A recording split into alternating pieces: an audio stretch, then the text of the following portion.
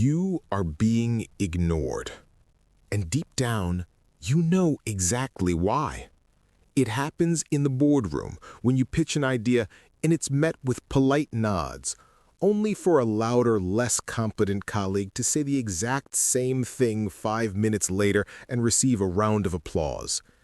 It happens in your personal life, where your boundaries are stepped over because your voice lacks the friction to stop them.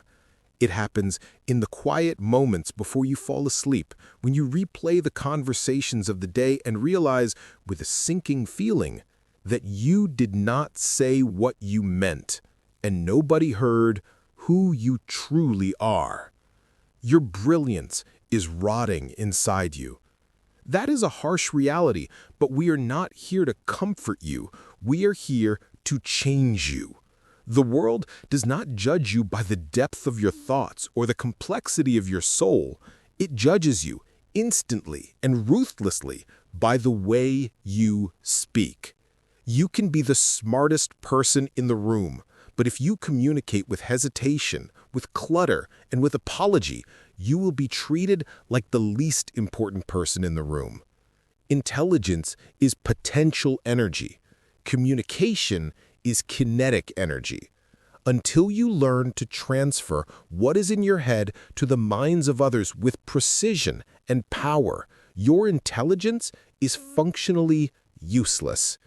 Most people live their entire lives trapped in the prison of good enough communication.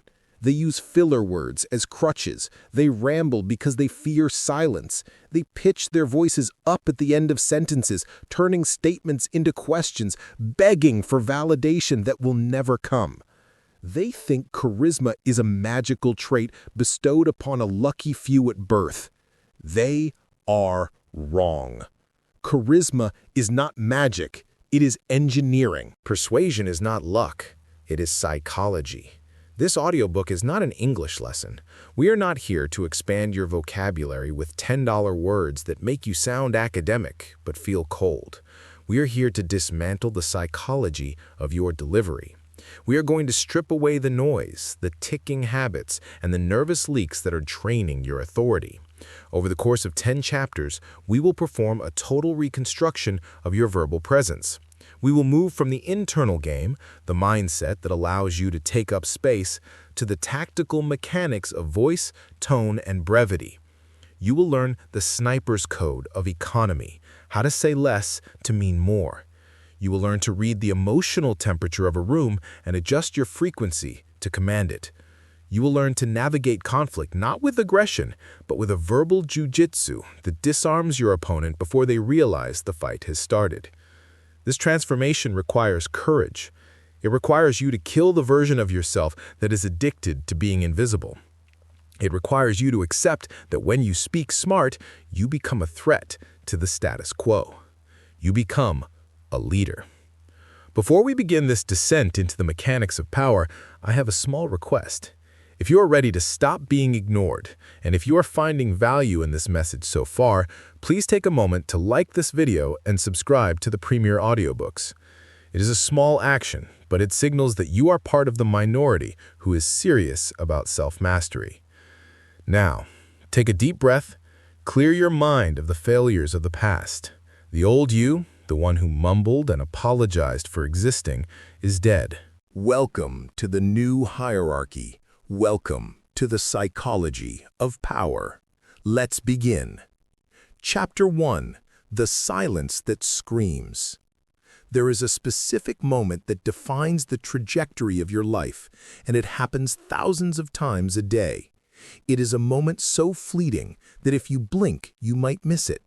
Yet it carries the weight of your entire future. It happens when you are sitting in a meeting, surrounded by colleagues. A problem is presented on the whiteboard. You see the solution. It crystallizes instantly in your mind.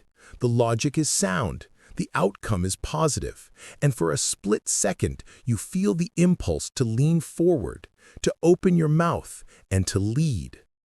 But then, a split second later, a cold hand grips your throat. A micro-hesitation occurs. Your brain begins to calculate the risks. What if I'm wrong? What if they think I'm arrogant? Is this the right time? Maybe I should let the boss speak first. The impulse dies. You lean back in your chair. The fire in your chest cools into a heavy lump of lead. 10 seconds later, the person across from you, the one who is less prepared, less insightful, and less talented than you, says the exact thing you were thinking. They say it louder. They say it with less precision, but they say it. The boss nods. The room agrees. That person gets the credit. That person gets the reputation for being a problem solver. And you are left with the bitter, toxic taste of your own silence. This is the silence that screams. It is not a peaceful silence. It is not the silence of a monk meditating on a mountaintop. It is the silence of a prisoner. It is a violent suppression of your own reality. And the most dangerous part is that you have become so good at it, so practiced in the art of making yourself small, that you don't even notice you are doing it anymore. Welcome to the root of the problem. We cannot talk about speaking smart or powerful communication until we address the mechanism that stops you from speaking at all. Most people think their problem is that they don't know enough big words. They buy a dictionary or download an app to learn a new word every day. They study grammar. They memorize facts. They think that if they just pack enough data into their brain, eventually the confidence to dispense it will magically appear. This is a lie. Your problem is not a lack of vocabulary. Your problem is a lack of permission. You are waiting for a permission slip that is never going to come. You are waiting for the world to turn to you, light a stage, hand you a microphone, and say, "We are now ready to hear your genius, and we promise not to judge you." That scenario is a fantasy. In the real world, the only permission you will ever have is the permission you grant yourself. To understand why you struggle to communicate with power, we have to look at the silent saboteurs living in your head. These are the psychological programs running in the background of your operating system, draining your battery and slowing down your processing speed. The first saboteur is the internal editor. The internal editor is a perfectionist. It believes that unless a sentence is grammatically flawless, intellectually profound, and universally inoffensive, it should not be spoken. The editor stands at the gate of your mouth and audits every thought before it is allowed to leave. When you are in a casual conversation, notice the delay. Someone asks you a question. Instead of answering with your raw, authentic truth, you pause. You scan your database. You draft 3 different versions of the answer in your mind. You delete the one that sounds too aggressive. You delete the one that sounds too vulnerable. You select the safe, beige, neutral option. By the time you actually speak, the rhythm of the conversation has moved on. You're out of sync. Your voice comes out flat because the emotion has been edited out of it. You sound robotic. You sound calculated. And people trust calculation less than they trust clumsy authenticity. The internal editor thinks it is protecting you from making a mistake, but in reality, it is preventing you from making a connection. The second saboteur is the pathological pleaser. The pleaser does not speak to inform. The pleaser speaks to survive. This mechanism is evolutionary. Thousands of years ago, if you were rejected by your tribe, you died. You starved or were eaten by predators. So the human brain evolved a deep, visceral terror of social rejection. Today, that ancient survival mechanism is ruining your career. The pleaser constantly scans the room for approval.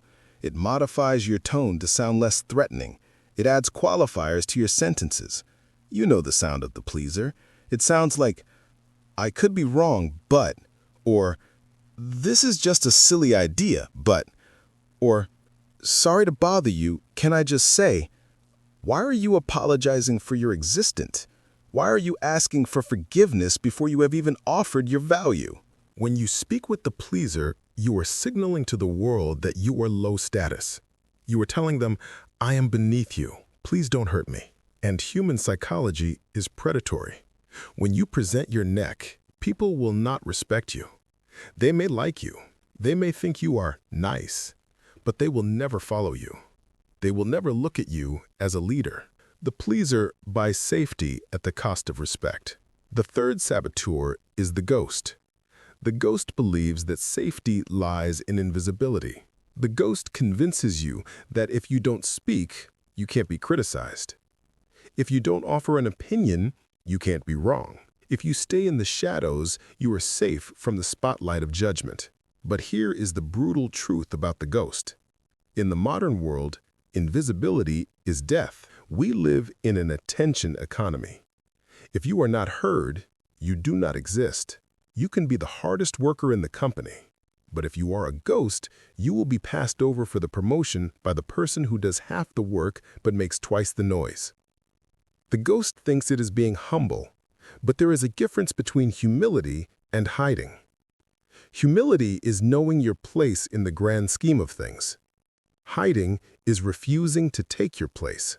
These three saboteurs, the editor, the pleaser, and the ghost, create a blockade between your mind and your mouth. They turn you into a spectator in your own life. You watch conversations happen to you, rather than making them happen for you. So, how do we dismantle them? We start by understanding the spotlight effect. This is a psychological phenomenon where we drastically overestimate how much other people are thinking about us. You are terrified of stumbling over your words because you think the entire room is analyzing your performance. You think they will remember your mistake for years. The reality is that nobody cares about you as much as you think they do. Everyone else is just as self-absorbed, just as worried about their own appearance, and just as distracted by their own internal saboteurs as you are. If you stutter, they forget it in 10 seconds. If you say something slightly off-key, it is washed away by the next wave of information. You are paralyzing yourself to perform for an audience that isn't even watching the show. Realizing this is liberation. It means the stakes are lower than you think. It means you can afford to be imperfect. The journey to speaking smart begins with a decision to be bad at it for a while. You must be willing to be the clumsy speaker who speaks rather than the perfect speaker who remains silent. You have to start forcing your voice into the room, even if it shakes. Think of your voice as a muscle. If you have spent years relying on the pleaser or the ghost, that muscle has atrophied. It is weak. When you first try to use it to command authority, it will tremble. You will feel your heart racing, your palms will sweat, your cortisol levels will spike. This physical reaction is not a sign that you should stop. It is a sign that you are finally breaking the seal. The shaking in your voice is simply the sound of your old self dying. It is the sound of the friction between who you were and who you are becoming. Do not retreat from that feeling. Lean into it. You must also recognize the cost of your silence. We often look at the cost of speaking, the risk of embarrassment, the risk of conflict, but we rarely calculate the cost of not speaking. What is the compound interest of 10 years of silence? It is the relationships that never deepened because you were too afraid to say what you really felt. It is the business ideas that never launched because you couldn't pitch them with conviction. It is the gradual erosion of your self-respect. Every time you have an impulse to speak and you suppress it, you are training your brain to distrust itself. You are teaching yourself that your thoughts are not worth sharing. Eventually, you stop having the thoughts altogether. You become a hollow vessel, echoing the opinions of the news, your spouse, or your boss, having lost the ability to generate and project your own unique frequency. That is a tragedy. That is a wasted life.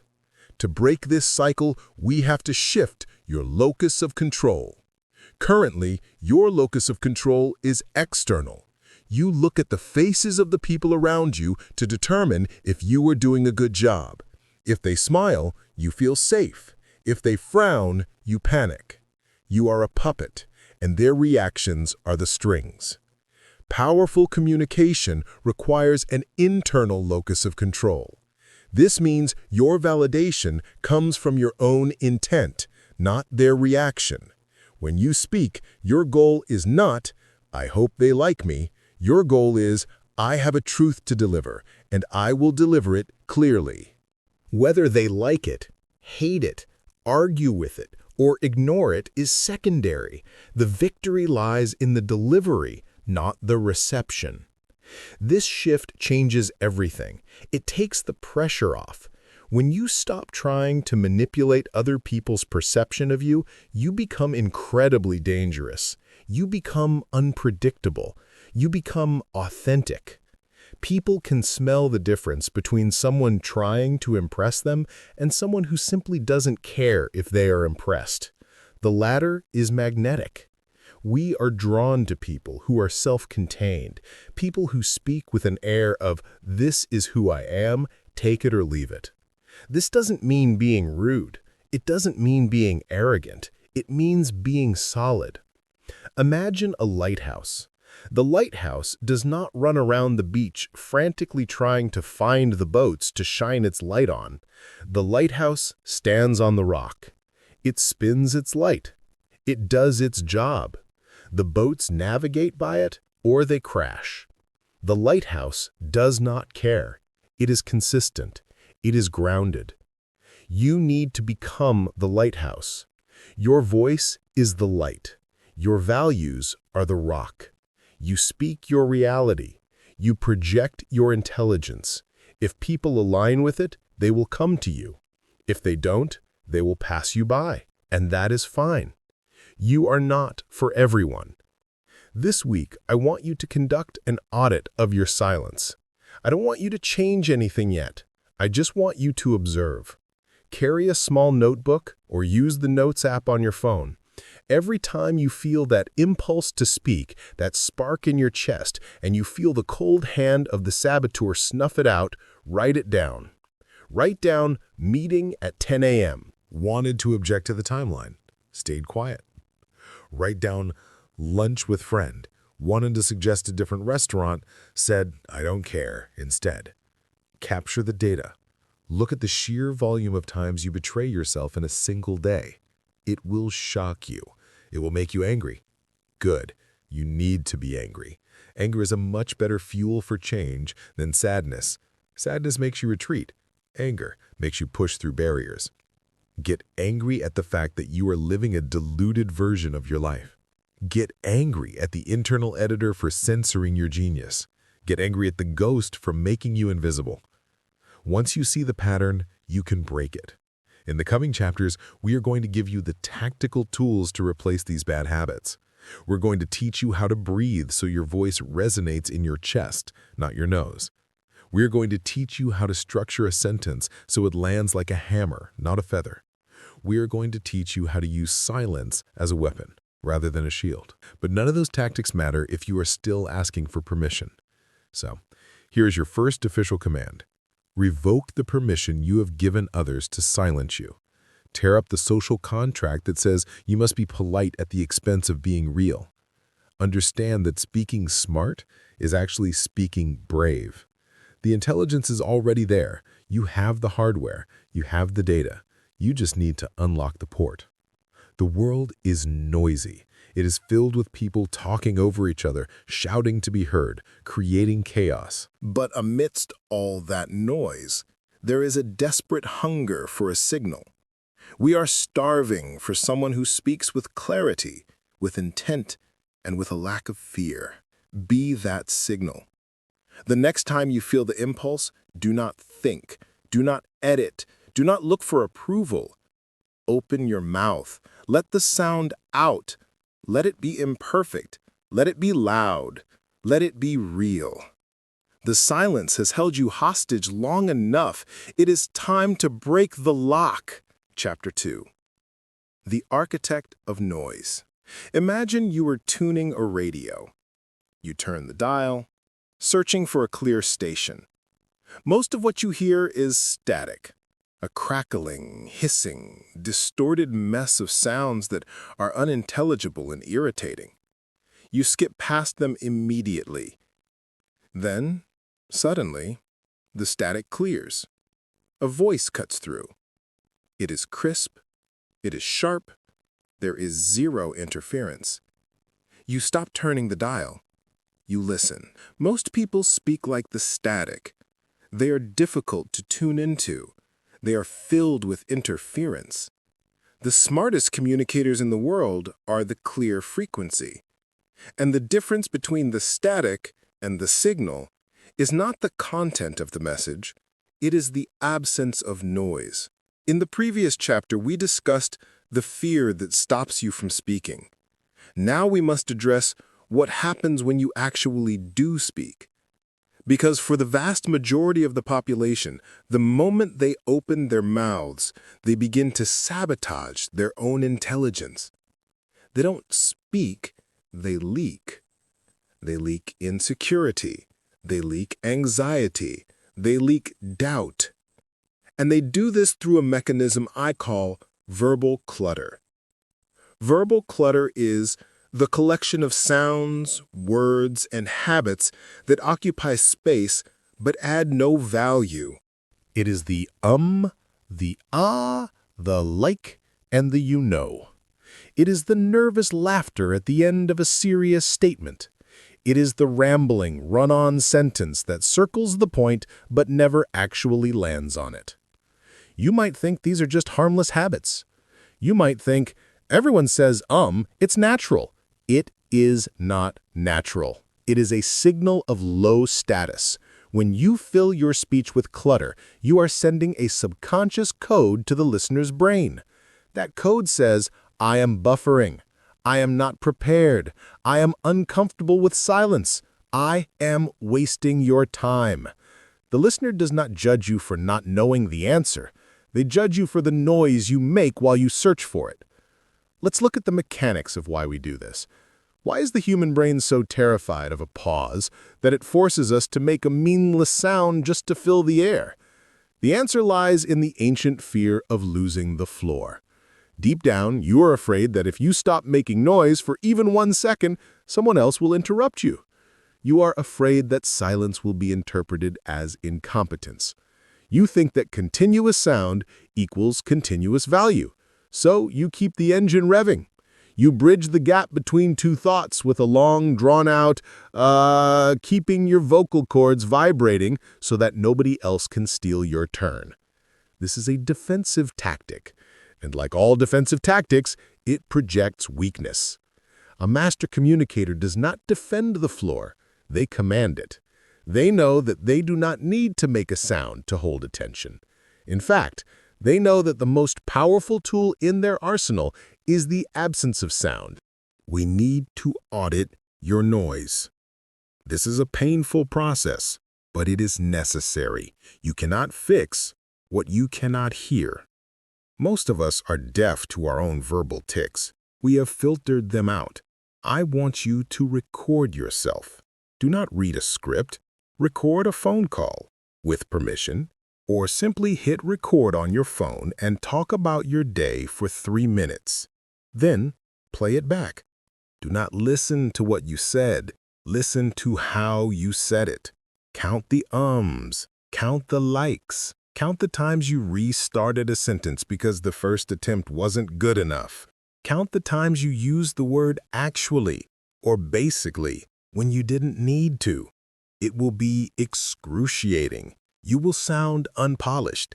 You will sound younger than you are. You will sound less intelligent than you are. But once you hear the static, you can never unhear it. That awareness is the first step to becoming an architect of noise. An architect does not just pile bricks in a heap. They place them with intention. They leave open spaces. They understand that the space between the walls is just as important as the walls themselves.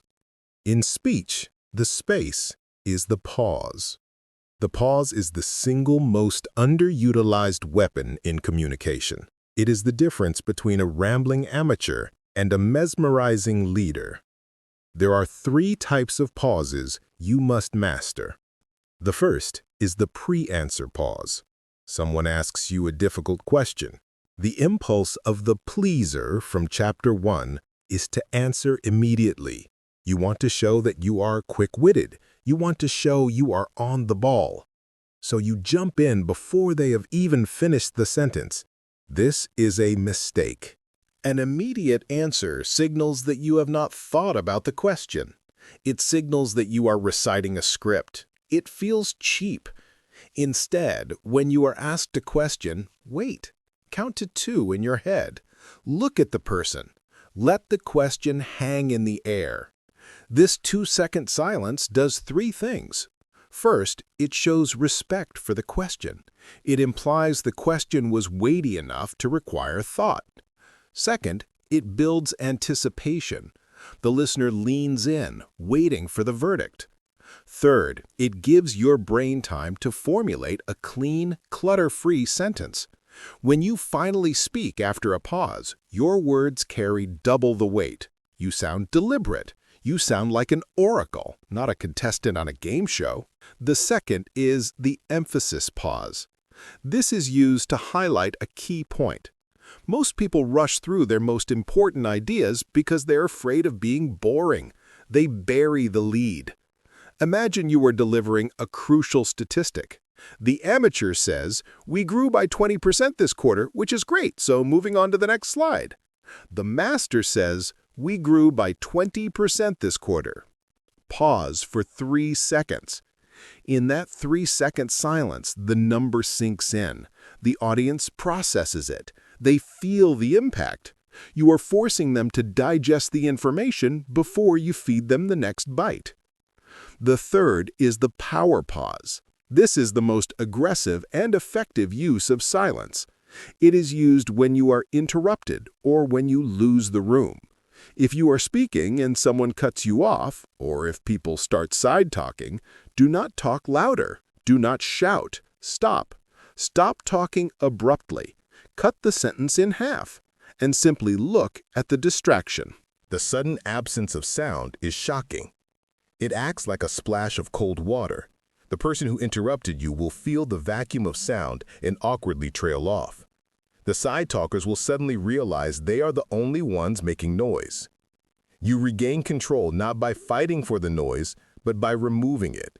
You punish them with silence. Mastering the pause requires you to become comfortable with tension. Silence creates tension. It feels awkward. Your instinct will be to relieve that tension with a joke or filler word. Do not relieve the tension. Let it sit. Tension is where influence happens. Tension is what keeps people awake. If you are constantly relieving the tension for the audience, you are boring them.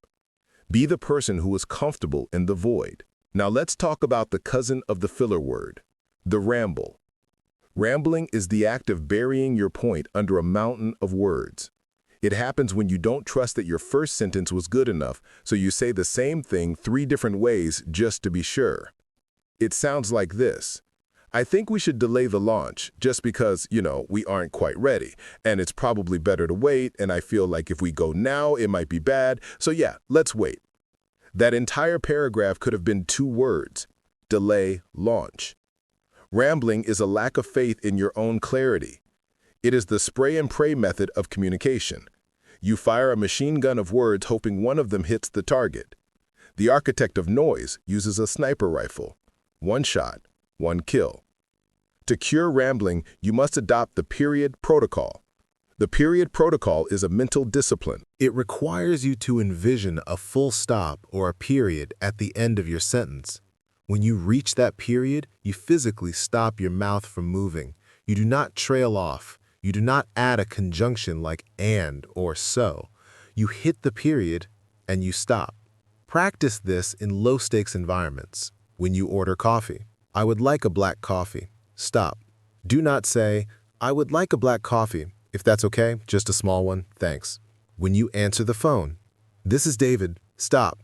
Do not say, "Hey, this is David. How you doing? Is this a good time?" Short sentences project confidence. Long, winding sentences project confusion. There is a concept in design called negative space. If you fill every inch of a canvas with paint, it looks like a mess. It is the empty white space that gives the image definition. Your speech needs negative space. You must strip away the scaffolding. When a building is being constructed, it is covered in metal poles and tarps. This is the scaffolding. It is necessary for construction, but you would never leave it there once the building is finished. Ah, and like are your scaffolding. They are the tools you use while you are thinking, but you are leaving them in the final product. You are showing the world the construction site, not the cathedral. Do the thinking in the silence. Build the sentence in the pause. Then deliver the finished product. This requires a slowing down of your internal clock. You feel like you are moving in slow motion. You feel like everyone is waiting for you. Let them wait. Time moves differently for the speaker than it does for the listener. To you, a 3-second pause feels like an eternity. You think the audience has checked their phones, gone to the bathroom, and lived a whole life in those 3 seconds. To the audience, those 3 seconds were a blink. They barely noticed the time passed. But they did notice the wait. They noticed that you didn't panic. They noticed that you seemed in total control of time. There is a magnetic quality to a person who refuses to be rushed. Think of the characters in movies who play the boss archetype, the Godfather, the CEO, the general. Do they talk fast? Do they say, Do they ramble? No. They speak slowly. They choose words carefully. And when they are done speaking, they close their mouth and look at you. They are comfortable with the silence because they know that you are the one who should be nervous, not them. This week, your task is to become the editor of your own voice. I want you to catch yourself every time you use a filler word. You don't have to punish yourself, just notice it. There's an There is a like. Then, I want you to practice the one-breath rule. Before you speak, take a breath. In that inhale, formulate your point, then speak on the exhale. When you run out of air, stop talking. Do not gasp for more air and keep going. Stop. Reload. Breathe again. This ties your speech to your physiology. It forces a natural rhythm. It prevents the run-on sentence because you physically cannot continue without breathing. You are decluttering your mind. You are taking out the trash. When you remove the static, the signal becomes pure. You don't need to be louder to be heard. You just need to be clearer. You don't need to shout to get attention. You just need to stop burying your wisdom under a pile of noise. Speaking smart is a subtractive process. It is not about adding more words, it is about removing the ones that don't belong. Be ruthless with your editing. Be comfortable with the void. Silence is not your enemy. Silence is the canvas upon which you paint your authority. Chapter 3. The Mirror Protocol. You can have the script of a genius, the vocabulary of a professor, and the timing of a comedian. But if you do not have this one specific element, you will fail. Imagine 2 politicians. Candidate A walks onto the stage. He is sweating. His eyes are darting around the room, scanning for threats. He grips the podium so hard his knuckles turn white. When he speaks, his points are logical, his data is accurate, his policy is sound.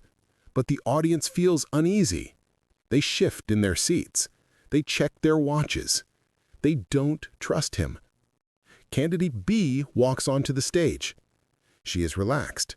Her shoulders are loose. She smiles not with her mouth, but with her eyes. She takes a deep breath before she starts. Her policy is controversial. Her data is debatable. But when she speaks, the room leans in. They nod. They feel a sense of calm wash over them. They trust her. Why? Because humans do not listen to words. They listen to intentions. We are biological lie detectors. We have spent millions of years evolving to detect threats. Long before we had language, we communicated through raw energy. We read the tension in a tribe member's jaw to know if a predator was nearby. We read the dilation of pupils to determine attraction or aggression. That ancient software is still running in your brain. When you speak, You're transmitting two signals simultaneously. The first signal is the content, the actual words, the data, the facts. This appeals to the listener's neocortex, the logical part of the brain. The second signal is the state, your emotional reality, your conviction, your fear. This appeals to the listener's limbic system, the emotional brain. Here is the rule of the jungle. The limbic system always overrules the neocortex.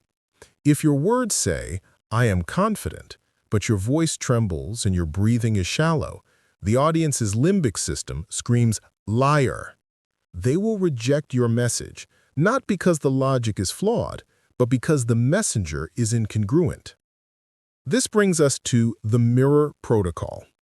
The mirror protocol is based on the neuroscience of mirror neurons. These are specialized neurons in the brain that fire both when an animal acts and when the animal observes the same action performed by another. In simple terms, feelings are contagious. They are a biological Wi-Fi signal. If you are anxious, you are broadcasting a frequency of anxiety. The people listening to you will subconsciously pick up on that signal, and their mirror neurons will fire, making them feel anxious. They won't know why. They will just think, something is off about this guy. Conversely, if you are grounded, calm, and utterly convinced of your own value, you broadcast a frequency of certainty. The audience's mirror neurons fire, and they begin to feel certainty. They feel safe in your presence. You are not just a speaker, you are a thermostat. Most people are thermometers. A thermometer reacts to the environment. If the room is cold, hostile, the thermometer drops. If the room is hot, the thermometer rises. A thermometer has no agency. It is a victim of the atmosphere. A thermostat sets the temperature. If the thermostat is set to 70 degrees calm and the room is 20 degrees hostile, the thermostat does not drop. It kicks on the heat. It works harder to pump its own reality into the room until the room matches the thermostat. To speak smart, you must stop reading the room and start setting the room. This requires a mastery of your internal state that few people possess. It requires emotional intelligence directed inward. You cannot command a room if you cannot command your own nervous system. So, how do we execute the mirror protocol? It happens in 3 stages: calibration, alignment, and projection. Stage 1. Calibration, the audit. Before you walk into a meeting, pick up the phone, or step onto a stage, you must check your internal weather. Most of us are totally disconnected from our bodies. We live in our heads, obsessing over what we are going to say. Meanwhile, our bodies are in fight or flight mode. Our shoulders are up to our ears, our stomach is tight, and our jaw is clenched. You are about to walk into a negotiation carrying the physical posture of a victim. You need to catch this. Stop in the hallway. Go to the bathroom. Take 10 seconds to scan your body. Ask yourself, what is my current frequency? Is it desperation? Is it aggression? Is it apology? If you identify the frequency as anxiety, do not try to suppress it. Suppression makes it worse. If you try to force yourself to be calm, you will just become a calm person who looks like they are about to explode. That is incongruence. Instead, acknowledge the anxiety and then transmute it. Anxiety is just high energy without direction. Excitement is the exact same physiological state. High heart rate, sweat, alertness, but with a positive label. Tell yourself, I am not nervous. I am ready. My body is preparing for battle. Reframe the sensation, but you must be aware of it first. You cannot change a channel you weren't watching. Stage 2. Alignment. The coherence.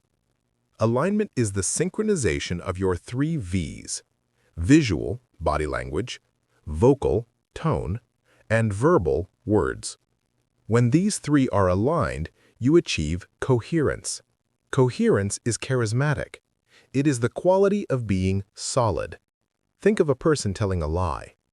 Usually, they give themselves away because the timing is off. They smile a split second too late. Their hand gestures don't match the rhythm of their speech. There is a lag. Now think of a person in a rage. When someone is truly furious, they are terrifyingly charismatic. Why? Because they are 100% aligned. Their face, their voice, their words, and their body are all saying exactly the same thing at the exact same time. There is zero doubt in their system. We want that level of coherence, but without the rage. We want the coherence of conviction. To achieve alignment, you must believe your own message before you speak it. This sounds simple, but it is where most people fail. They try to sell a product they don't believe in. They try to present an idea they think is weak. If you don't believe it, your body knows, and your body will rat you out. Before you speak, you must find the truth anchor. Find the one part of your message that you believe in 100%. Maybe you don't believe the project will be finished on time and you are scared to admit it, but you do believe that your team is working hard. Focus on the team. Anchor yourself in that truth. When you speak about the team, your eyes will light up. Your voice will ring true. People will forgive a gap in the facts. They will not forgive a gap in your soul. If you cannot find anything in your message that you believe in, you shouldn't be saying it. You should remain silent until you find a truth you can stand behind. Speaking words you don't believe is the fastest way to destroy your reputation. It erodes your self-respect and trains your audience to filter you out as static. Stage 3, projection, the transfer. Once you are calibrated and aligned, you are ready to transmit. This is where you use the mirror neurons offensively. You are going to intentionally infect the audience with your state. If you want the room to be excited, you cannot stand behind a podium with your hands in your pockets and read from a slide in a monotone voice. You must embody excitement. You must use open gestures. You must vary your pitch. You must smile. If you want the room to be serious and contemplative, you must slow down. Lower your chin. Drop your voice. Become still. You are leading the dance. But what happens when the room pushes back? This is the ultimate test of the mirror protocol. You walk into a room and everyone is stressed. The boss is yelling. The client is angry. The energy is toxic. The natural instinct is to match that energy. If they yell, you yell. If they are frantic, you speed up. This is a disaster. If you match their chaos, you just add to the noise. You become part of the problem. In this moment, you must engage the anchor drop. Imagine a ship in a storm. The waves are crashing, the wind is howling. The ship does not try to stop the wind, it drops a heavy iron anchor into the seabed. The ship holds its position. When the room is chaotic, you must drop your anchor. Physically, this means planting your feet flat on the floor. Uncross your arms, relax your stomach, deepen your breathing. Vocally, it means slowing down. The faster they talk, the slower you talk. The louder they get, the quieter you get, to a point. This creates a contrast gap. If someone is screaming at you and you respond with a low, calm, steady baritone, you create a psychological disruption. Their brain expects a fight. Instead, it hits a wall of calm. This confuses their mirror neurons. Suddenly, their brain realizes that their state is the outlier. They feel awkward. They feel unstable. And because the human brain craves stability, they will subconsciously start to down-regulate to match you. You literally pull them down from their hysteria into your calm. You do not do this by telling them to calm down, which never works. You do it by being calm so aggressively that they have no choice but to join you. This is the definition of power. Power is not force. Power is stability. The person with the strongest reality wins. Let's look at a practical application. The apology. We have all had to deliver bad news or apologize for a mistake. The amateur, ruled by fear, enters the room with a low-status state, shoulders slumped, voice high and wavering. They say, "I'm so sorry, we messed up. Please don't be mad." The client's mirror neurons pick up on the fear. They think, "This person is weak. This is a disaster. I should be angry." And they attack. The master, using the mirror protocol, enters the room with a high-status state. They are not arrogant, but they are solid. They make eye contact. They stand tall. They say, "We have identified a problem. Here is what happened. Here is how we are fixing it. I apologize for the friction." The client's mirror neurons pick up on this stability. They think, "This person is in control. They are handling it. I am safe." They might be annoyed, but they will not attack. The words, "I apologize," were the same. The outcome was opposite. The variable was the internal state of the speaker. To practice this, you need to start treating your emotions as tools, not weather. Most people treat their emotions like the weather. "Oh, I guess I'm feeling sad today. Nothing I can do about it." No, you are the architect. If you need to be confident for a presentation, you need to manufacture that confidence. Use music, use movement. Before a big talk, do not sit in a chair hunched over your phone scrolling social media. That puts your body in a collapsed position. It restricts your diaphragm, it lowers your testosterone, and raises your cortisol. Go somewhere private. Stand up. Stretch. Take up space. Put your hands on your hips, the Wonder Woman or Superman pose. Hold it for 2 minutes. This is not magic, it is biology. Research shows that holding a high-powered pose for just 2 minutes alters your blood chemistry. It primes your brain for risk tolerance and dominance. You are hacking your own hardware. Then, visualize the outcome, not the process, the outcome. See the handshake at the end. See the signed contract. See the applause. Athletes do this before a race. They run the race in their mind first. They fire the neural pathways so that when the gun goes off, their body knows exactly what to do. By the time you walk into the room, you should have already won the negotiation in your head.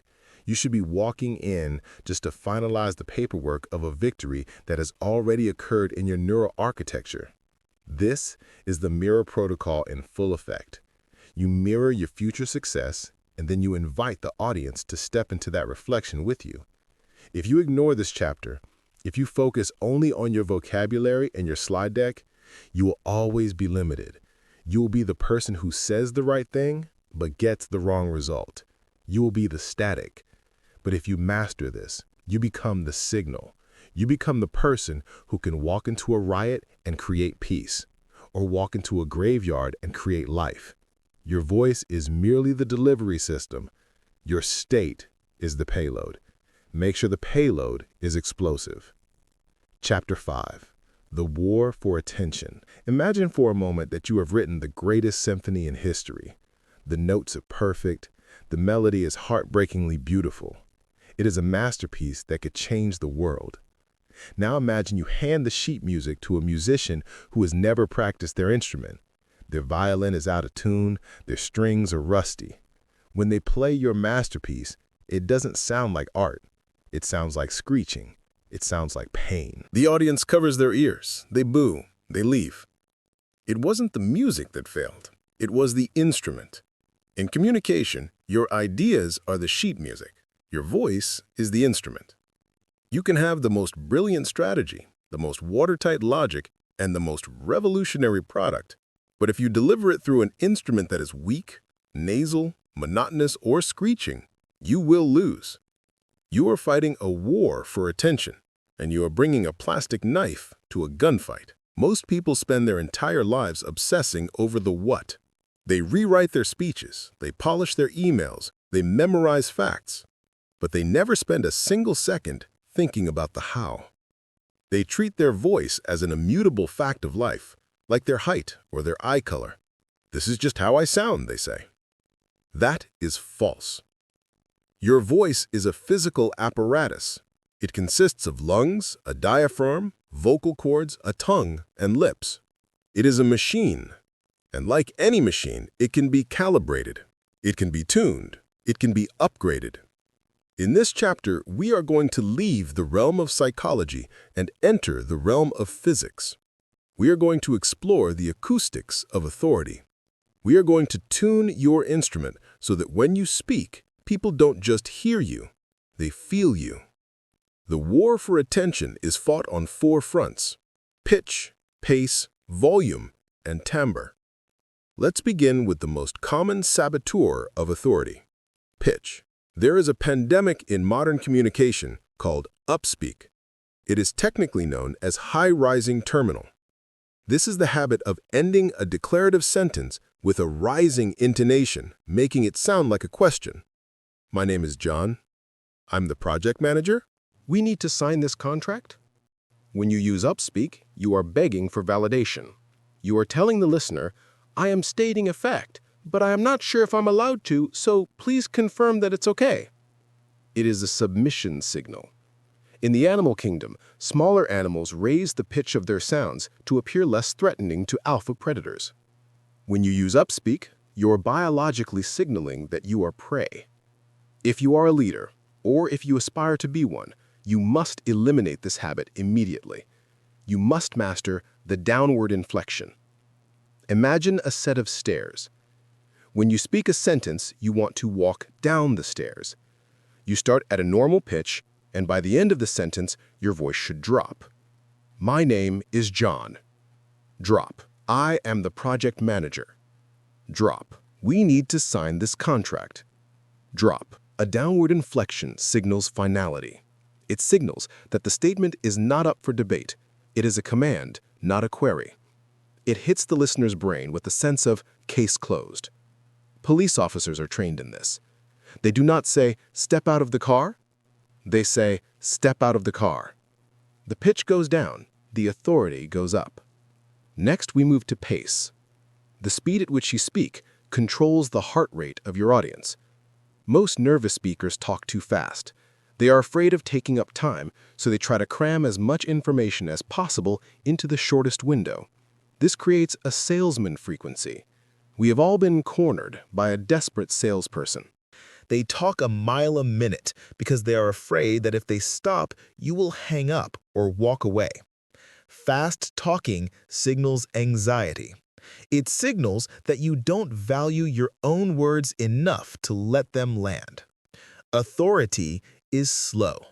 Think of a judge reading a verdict. Think of a king declaring a law. They do not rush. They speak with a heavy, deliberate cadence. They know the audience isn't going anywhere. However, slow does not mean boring. If you speak at one constant slow speed, you will induce a coma. You must master variable pacing. Think of your speech like a movie. In an action movie, there are car chases, fast, and there are dramatic dialogues, slow. The contrast keeps you watching. When you are sharing excitement, data, or a list of items, you can speed up. This injects energy. We are going to move fast, break things, and change the market. Fast pace. But when you hit the core message, the one thing you want them to remember, you must hit the brakes. But we must never lose our soul. Slow pace. This change in speed acts like a highlighter pen. The sudden deceleration tells the listener's brain, pay attention, this part matters. If you talk at 100 miles per hour the whole time, you're exhausting. If you talk at 10 miles per hour the whole time, you are boring.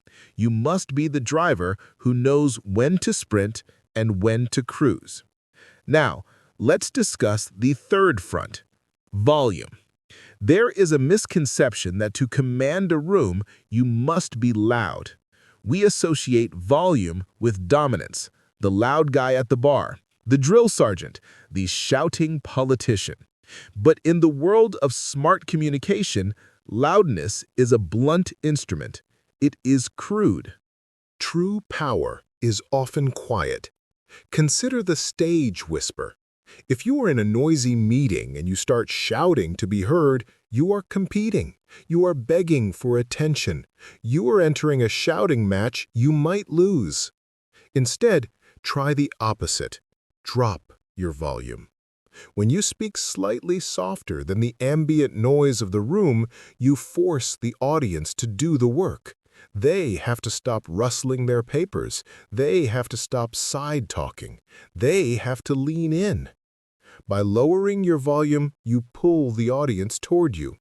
It is an act of gravitational pull. It creates intimacy. It signals, I am sharing a secret. I am sharing something valuable that you don't want to miss. This is the Godfather effect. The most powerful person in the room is often the quietest. They don't need to shout because they know their words have weight.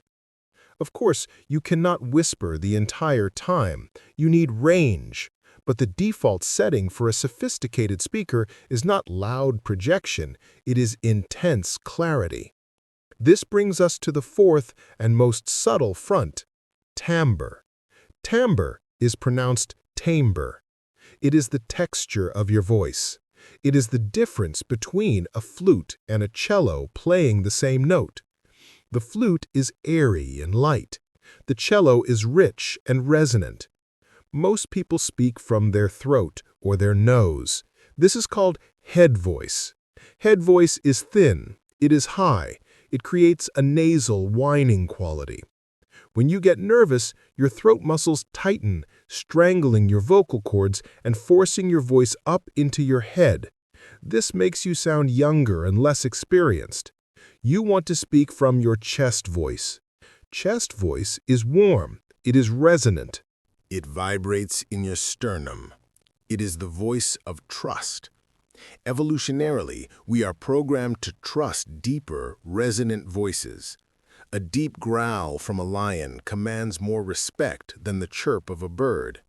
This is not about faking a deep voice like a radio DJ. That sounds artificial. This is about relaxing your body so that your natural resonance can happen. Here's the mechanics of it. To speak with chest voice, you must breathe with your diaphragm, not your shoulders. Look at a baby sleeping. When they breathe, their belly rises and falls. Their shoulders don't move. Now look at a stressed adult. When they breathe, their shoulders go up and down. They are shallow breathing. When you breathe shallowly, you only use the top of your lungs. You don't have enough air pressure to support a strong sound, so you compensate by squeezing your throat. To find your chest voice, try this exercise. Hum. Keep your lips closed and make a low mmm sound. Put your hand on your chest. Move the pitch down until you feel your chest vibrating against your hand. That is your natural floor. That is where your power lives. When you speak, imagine the sound is not coming out of your mouth, but coming out of your chest. Aim your voice at the chest of the person across from you. This mental shift alone will drop your timbre and add a layer of gravitas to your presence. Finally, we must address articulation. We live in a lazy society. We text in shorthand. We speak in shorthand. We mumble. We eat our words. Gonna instead of going to. Dunno instead of don't know. Probably instead of probably. This is lazy lip syndrome. When you mumble, you are telling the listener that you don't have the energy to finish your own words. It signals fatigue. It signals apathy. A smart speaker loves consonants. Consonants are the edges of your words. They provide the definition. Vowels carry the emotion, but consonants carry the intellect. If you want to sound smarter instantly, over-articulate your T's, your K's, and your P's. Hit the end of the word. Don't say, we need to talk about the project. Say, we need to talk about the project. The crispness of your diction implies the crispness of your mind. A sharp tongue suggests a sharp intellect. A sloppy tongue suggests a sloppy intellect. This is why we admire British actors or classical narrators. It's not just the accent, it's the fact that they finish their words. They treat every syllable with respect. There's a drill you can do called the pen drill. Take a pen, hold it horizontally between your teeth, bite down lightly. Now try to read a page of a book out loud while keeping the pen in place. You will have to work your tongue and lips incredibly hard to make the sounds understandable. Do this for 2 minutes, then take the pen out and read the same passage again. Your voice will feel like it has been unleashed. Your articulation will be razor sharp. Your tongue will feel athletic. You have just taken the weights off the bat. Now let's combine these elements into a battle strategy for the war for attention. You're about to start a presentation. The room is buzzing. People are distracted. Step 1. Do not speak yet. Stand there. Silence. The pause. Step 2. Take a deep diaphragmatic breath. Feel your belly expand. The chest voice prep. Step 3. Begin with a low, slow, downward inflected statement. We are losing money. The room freezes. You have hooked them. Step 4. Speed up to deliver the context. Over the last 3 quarters, we have seen a decline in every major sector, and if we don't act now, we are going to be obsolete. Step 5. Drop the volume to deliver the solution. But there is a way out. Step 6. Deliver the plan with resonance. Here is the map. This is not just talking. This is conducting. You are playing the audience like an instrument. You are taking them on a ride. If you ignore these mechanics, you are choosing to play the game on hard mode. You are choosing to let your brilliant ideas die because they are wrapped in a package of mumbling, squeaking, and rushing. Don't let your voice be the barrier. Make it the bridge. Your voice is the only physical thing that leaves your body and enters someone else's. It is an invasion. Make sure it is an invasion they welcome. In a world of noise, the clear, resonant, controlled voice is the only thing that cuts through. Tune your instrument, sharpen your diction, breathe into your belly, and when you speak, do not ask for attention, command it. Chapter 6. The Unspoken Empire. Turn off the sound. Imagine you are watching a movie scene. It is a high-stakes negotiation in a boardroom. The volume is muted. You cannot hear a single word. You cannot hear the pitch, the tone, or the arguments. All you have is the visual. Within 10 seconds, you know exactly who the boss is. You know who is winning the argument. You know who is nervous. You know who is about to be fired. How? You are reading The Unspoken Empire. We are obsessed with words. We spend hours drafting emails, rehearsing scripts, and memorizing lines. We think that if we just find the perfect combination of nouns and verbs, we can persuade anyone of anything. But the science of communication tells a different, more brutal story. Research suggests that when a person's words and their body language are in conflict, the listener will believe the body language 100% of the time.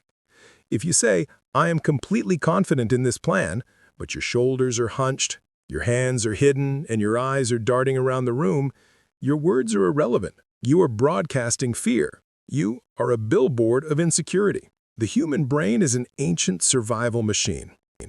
For millions of years before we developed complex language, we communicated through posture, gesture, and gaze. We read intentions by looking at how much space a creature took up. We read aggression by looking at teeth and eyes. That software hasn't been uninstalled. It is still the primary operating system of social interaction. This chapter is about hacking that system. We are going to build your unspoken empire. We will dismantle the physical habits that are making you look small and replace them with the geometry of dominance. The first law of the unspoken empire is territoriality. In the animal kingdom, status is determined by the amount of space you control. An alpha predator moves freely. It stretches out. It occupies the center of the territory. A prey animal condenses. It tries to occupy the smallest possible footprint to avoid detection. Look at how you are sitting or standing right now. Are your legs crossed tight? Are your arms folded across your chest? Are your elbows tucked into your ribs? Is your head down? You are condensing. You are physically apologizing for your existence. This is called the fig leaf posture. Standing with your hands clasped in front of your groin, shoulders rolled forward. It is the universal posture of vulnerability. It is a defensive stance designed to protect your vital organs from an attack. When you stand like this in a meeting or a presentation, you are signaling to every primal brain in the room, I am under attack. I am afraid. I am weak. You must replace the fig leaf with the open front. Expose your torso. Uncross your arms. Stand with your feet shoulder-width apart. This feels dangerous to the primitive brain because you are exposing your heart and your gut to the world. But that is exactly why it projects power. It signals, I am so confident in my safety that I do not need to shield myself. When you sit at a conference table, do not keep your items in a neat little pile right in front of you. Spread out. Put your notebook on the left. Put your coffee on the right. Put your phone in the middle. Claim the 18 inches of real estate in front of you. This is your territory. Owning it signals that you belong at the table. Now, let's talk about your hands. Your hands are the trust indicators of the body. Throughout history, showing your hands was the way you proved you weren't holding a weapon. Look, no rock. Look, no knife. When you put your hands in your pockets or under the table or behind your back, the listener's brain goes into a low-level state of suspicion. What are they hiding? If you want people to trust you, keep your hands visible. But simply having them visible isn't enough. You must use them to orchestrate your message. There are 3 major hand gestures you need to understand: the palm up, the palm down, and the steeple. The palm up is the gesture of invitation. It is the beggar pose. When you offer an idea with your palms facing the ceiling, you are asking for acceptance. Here is my idea, please take it. This is useful for building rapport and showing openness, but it is low status. If you use it too much, you look like you are pleading. The palm down is the gesture of command. It is the calm down pose. When you turn your palms toward the floor, you are exerting pressure. You are putting a lid on the room. This is high status. Use this when you want to make a definitive statement. We are not changing the budget. Palms down. It adds a layer of finality. It says, this is the way it is. The steeple is the gesture of wisdom. This is when you touch your fingertips together, forming a church steeple shape. You see this in almost every photo of high-level politicians, therapists, and thinkers. The steeple signals, I know something you don't. It projects intellectual confidence.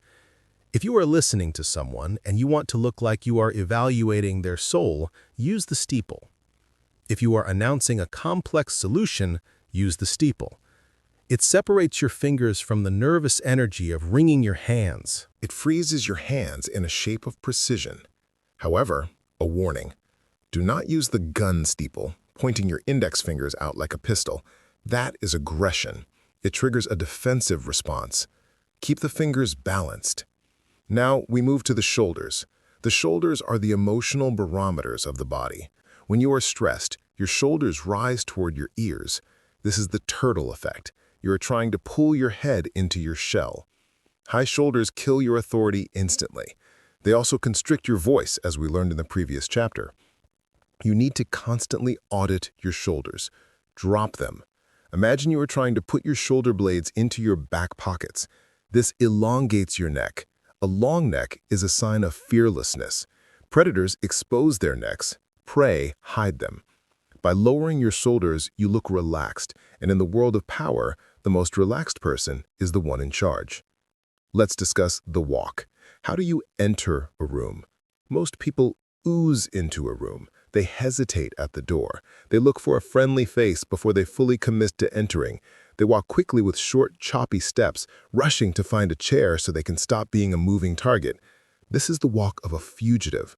You need to master the lion's gait. A lion does not rush. A lion does not look for permission. A lion moves with a fluid, rhythmic, heavy momentum. When you walk, slow down, lengthen your stride, and most importantly, keep your head still. Watch a video of a cheetah running. Its legs are moving at 60 miles per hour, but its head is perfectly locked in space, eyes fixed on the target. It is terrifyingly stable.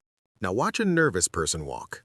Their head bobs up and down with every step. They look like a pigeon. Bobbing is distracting. Smoothness is mesmerizing. Imagine you were carrying a glass of water on your head. Glide into the room. Do not speed up when you see the chair. Maintain your tempo until you arrive. Turn and sit. The way you handle the doorway effect sets the tone for the entire meeting.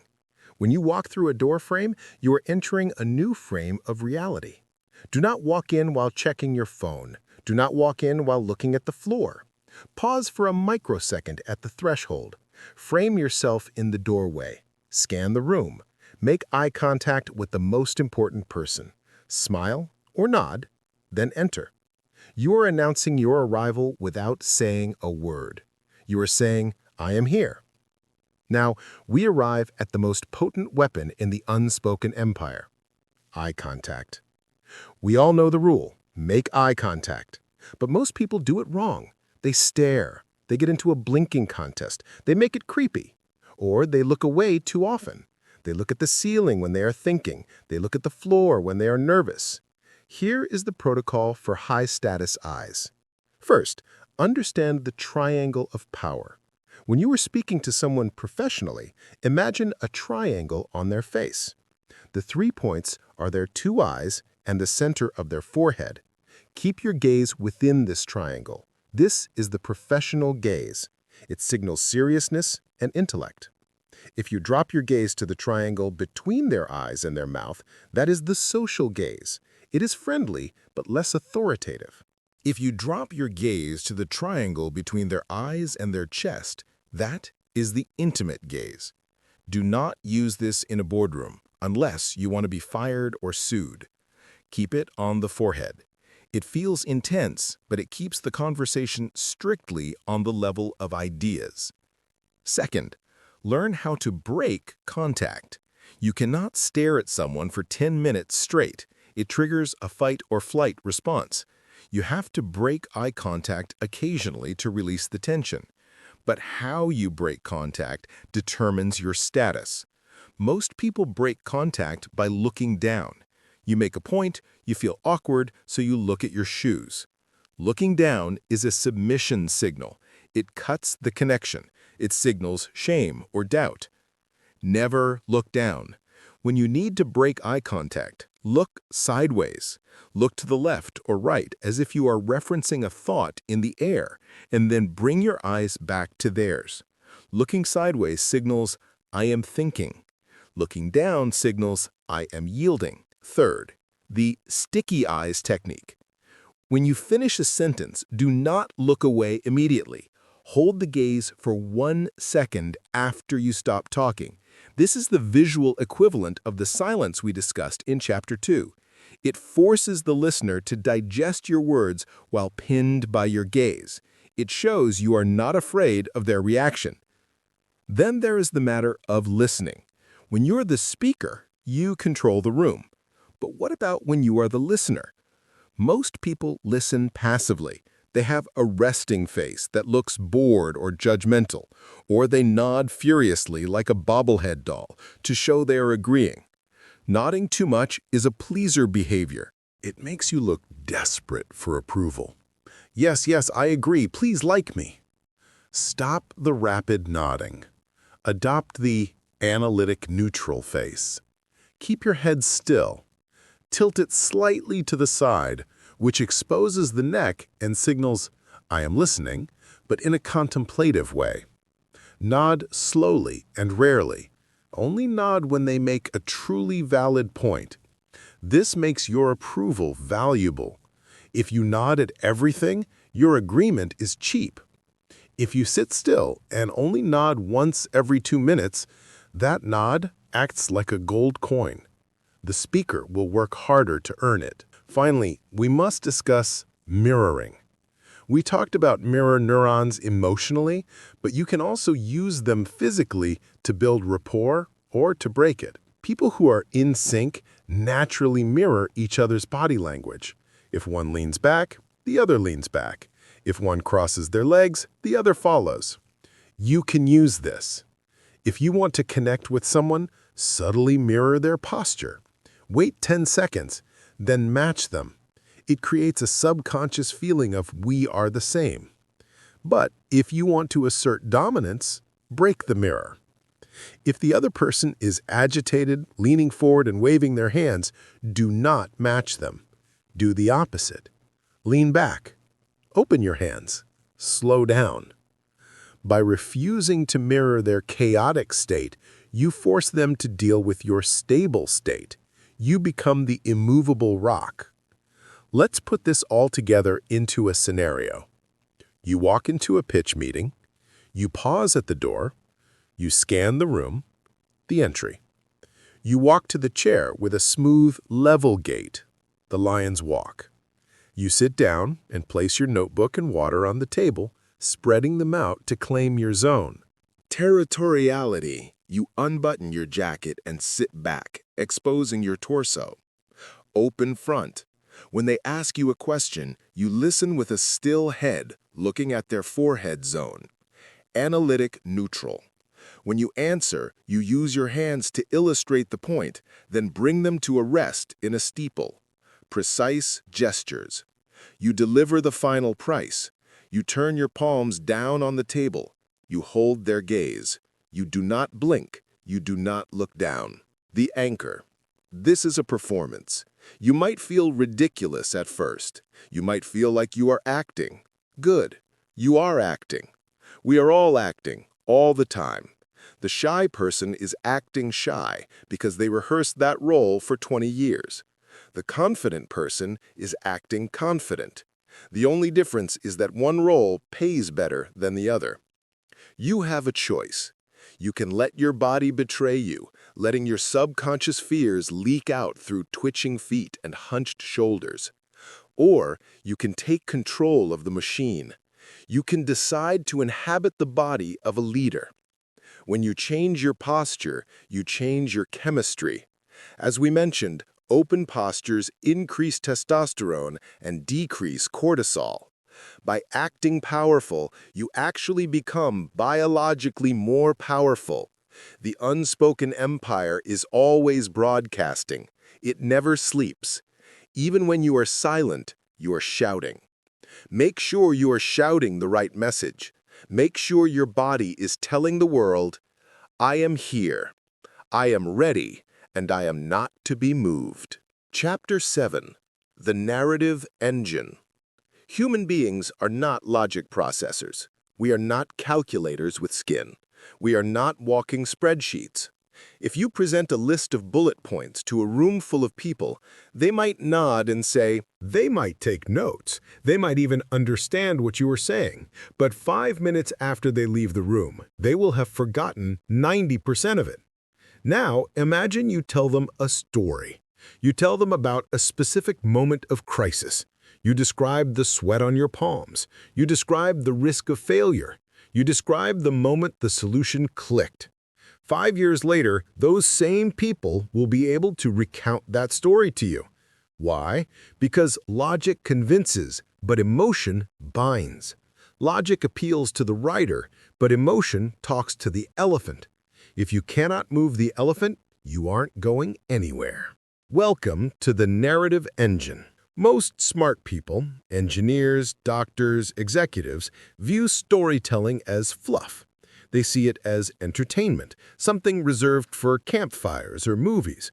They think that in the real world of business and serious discourse, we should stick to the facts. This is a fundamental misunderstanding of how the human brain works. Storytelling is not entertainment, it is a survival mechanism. For hundreds of thousands of years, before the invention of writing, the only way to pass down critical information was through narrative. Don't eat those berries is a fact. Let me tell you about Uncle Bob who ate those berries and died screaming in agony is a story. Which one do you think stopped the tribe from eating the berries? The story. The brain is wired to prioritize narrative above all else. When you listen to a list of facts, your brain lights up in two small areas, Broca's area and Wernicke's area. These are the language processing centers. Your brain is in decoder mode. It is simply translating symbols into meaning. It is passive. It is boring. But when you listen to a story, your brain lights up like a Christmas tree. The sensory cortex activates, the motor cortex activates, the emotional centers activate. This is called neural coupling. Your brain stops being a decoder and starts being a simulator. You literally hallucinate the experience of the storyteller. You feel what they felt. This is the ultimate hack for influence. If you can get someone's brain into simulator mode, you are no longer an outsider pitching an idea. You are inside their head, planting the idea as if it were their own memory. So, how do we build a narrative engine? How do we turn dry data into a compelling movie? We start by killing the report. A report looks like this. We faced some supply chain issues in Q3, but we optimized the logistics and increased output by 10%. Boring, forgettable, weak. Now, let's run that through the narrative engine. It was October 14th. I got a call at 3 a.m. The supplier in Shanghai had shut down. We had 2 weeks of inventory left. If we didn't solve it, the product launch was dead. I looked at the logistics map. I saw a route we hadn't used in 5 years. It was risky, it was expensive, but it was the only way. We pulled the trigger. Today, that route is the reason our output is up 10%. Same facts, totally different impact. The first version is a statistic. The second version is a struggle. And that is the first law of storytelling. No struggle, no story. A story without conflict is not a story. It is just a statement of events. I went to the store and bought milk is not a story. I went to the store, but the road was blocked by a burning car, so I had to walk through the woods to get the milk is a story. In a professional setting, we try to hide the struggle. We want to look perfect. We want to present the solution wrapped in a bow. But perfection is boring. Perfection creates distance. People do not connect with your success, they connect with your struggle for success. When you are pitching a product, don't just talk about the features. Talk about the hell you went through to build it. Talk about the prototypes that failed. Talk about the nights you thought it wouldn't work. This triggers the release of cortisol, focus, and oxytocin, empathy, in the listener's brain. They start rooting for you. By the time you reveal the solution, they feel a hit of dopamine, reward. You have chemically engineered their buy-in. Now let's look at the structure. You don't need to be a novelist, you just need a framework. The most effective framework for smart speaking is the ABT method. This was popularized by scientist Randy Olson. It stands for and, but, therefore. Most bad speakers use the and method. We are a software company, and we were founded in 2010, and we have great clients, and we are looking for funding. This is a flat line. There is no tension. The ABT method introduces conflict and resolution. We are a software company founded in 2010, and we have great clients. But the market is shifted, and our old technology is becoming obsolete. Therefore, we are seeking funding to build the next generation platform. Do you hear the snap? The but creates the problem. The therefore creates the solution. Every time you speak, look for the but. Where's the turn? Where's the threat? If you're giving a toast at a wedding, don't just list the groom's good qualities. He is nice, and he is smart, and he is handsome. Boring. Try, he was smart, and he was handsome, but he was lonely. He was missing the spark. Therefore, when he met her, we all saw him come alive for the first time. Suddenly, it means something. The second law of storytelling is start in the action. This is known in literature as in medias res, into the middle of things. Amateur storytellers spend 5 minutes clearing their throat. They give you the weather report, the date, the background, the context. So it was a Tuesday, and I was thinking about going to lunch, and I generally like sandwiches. Cut it. Drop the audience directly into the scene where the trouble starts. I was standing in the CEO's office and he was screaming at me. Boom, you have the room. You can fill in the context later if you need to, but you must hook them immediately with a moment of high consequence. Think of your story like a plane taking off. You don't want to taxi on the runway for an hour. You want to throttle up and get in the air. The third law is sensory detail is the Velcro of memory. Abstract concepts are slippery. Efficiency, synergy, innovation, these words slide off the brain like Teflon. Sensory details stick like Velcro. Don't say, the office was messy. Abstract. Say, there were pizza boxes stacked to the ceiling and the smell of stale coffee was everywhere. Sensory. Don't say, we were nervous. The room was so quiet, you could hear the hum of the projector fan. When you use sensory language, sights, sounds, smells, you force the listener's brain to visualize the scene. Once they visualize it, they own it. You don't need a lot of detail. You just need one or two specific anchors, a specific color of a tie, a specific sound of a phone ringing. These details prove that you were there. They add credibility. Now, let's address the hero problem. This is the biggest mistake high performers make when telling stories. They make themselves the hero. I saw the problem, I fixed it, I am great. This is the me monster. When you tell a story like this, the audience doesn't feel inspired, they feel alienated, they feel like you are bragging. In a smart story, you are not the hero, the audience is the hero, or the team is the hero, or the client is the hero. You are the guide. Think of Star Wars.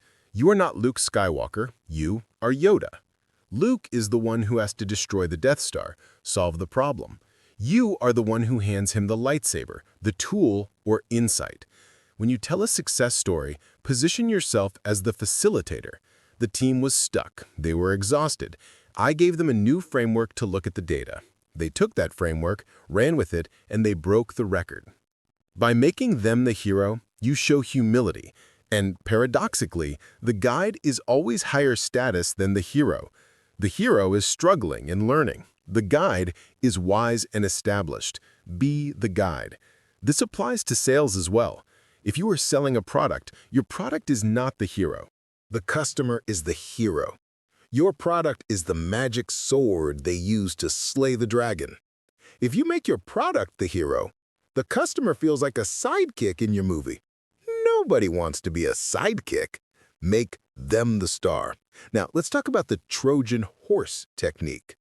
Sometimes you need to deliver a hard truth. You need to tell your boss they're wrong. You need to tell a client their idea is bad. If you say it directly, that is a bad idea.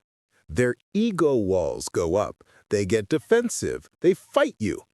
So you hide the truth inside a story. This is the Trojan horse.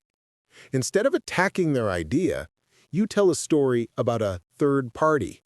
This reminds me of a project we did with Company X last year. They wanted to do something very similar, validate the idea. They launched it, but they found that the market wasn't ready and they lost $1 million. What they found worked better was option B. Do you see what happened? You didn't say their idea was bad. You said Company X's idea was bad. Because you are critiquing a third party, your boss's ego doesn't get triggered. They can look at the story objectively. They can say, oh, wow, those guys at Company X were stupid. We shouldn't do that. You have successfully implanted the warning without triggering the defense mechanism. You bypassed the firewall using a narrative. This is how you speak truth to power without getting your head cut off. Finally, we must discuss the vision story. This is the tool of the CEO, the parent, and the leader. Facts describe what is. Stories describe what could be. If you want people to follow you into the unknown, you cannot give them a map of the unknown because it doesn't exist yet. You have to give them a picture. Martin Luther King Jr. did not say, I have a strategic plan. He said, I have a dream. He painted a picture. He described a specific reality where little black boys and black girls will be able to join hands with little white boys and white girls. Specific, visual, emotional. When you are leading a team, don't just give them targets. Give them the movie of the finish line. Imagine it is a year from now. We are sitting in this room, the champagne is on the table. We have just overtaken our biggest competitor. The industry is looking at us and wondering how we did it. How does that feel? Put them in the simulator. Let them taste the victory before it happens. Once they have tasted it, they will work twice as hard to make it real. You must build a story bank. You cannot wait until you're on stage to think of a story. You need to have them loaded in the chamber. Start collecting them today. You need an origin story. Why do you do what you do? Hint, it shouldn't be for the money. It should be a moment of realization. You need a failure story, a time you messed up and learned a lesson. This builds trust. You need a value story, an example of your work in action that saved the day. Write these down. Refine them. Cut the fluff, add the sensory details, find the but and the therefore. Practice telling them to your friends. Watch their eyes. If they look away, your story is boring. Cut the boring parts. If they lean in, expand that part. Storytelling is not lying. It is curation. It is the art of highlighting the signal and dimming the noise. The world is chaotic. Things happen randomly. The leader is the person who looks at the chaos and says, here is the pattern. Here is the meaning. Here is the story. When you control the narrative, you control the reality. Don't just be a dispenser of information. Be an architect of meaning. The next time you are tempted to open a presentation with a graph, stop, close the laptop, look them in the eye, and say, let me tell you what happened. Chapter 8. The Verbal Jujitsu. The true test of a communicator is not how they speak when everyone agrees with them. The true test is what happens when the room turns against them. Conflict is the crucible of authority. Most people, when faced with disagreement, aggression, or hostility, revert to their lowest level of training. They enter boxing mode. If someone punches them verbally, they punch back. If someone raises their voice, they raise theirs. If someone attacks their idea, they defend it with a wall of logic. This is force against force. And in physics, when two equal forces collide, the result is just heat and noise. Nothing moves. If you want to master the art of conflict, you must stop boxing and start practicing verbal jujitsu. Jujitsu is a martial art based on the principle of leverage. It does not oppose force, it redirects it. If an opponent pushes you, you don't push back, you pull them.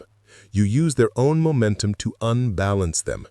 You win not by being stronger, but by being fluid. In this chapter, we will teach you how to dismantle an argument without ever raising your voice. We will teach you how to get what you want by making the other person feel like they gave it to you. The first principle of verbal jujitsu is never defend. When someone attacks you, your price is too high, or this idea will never work.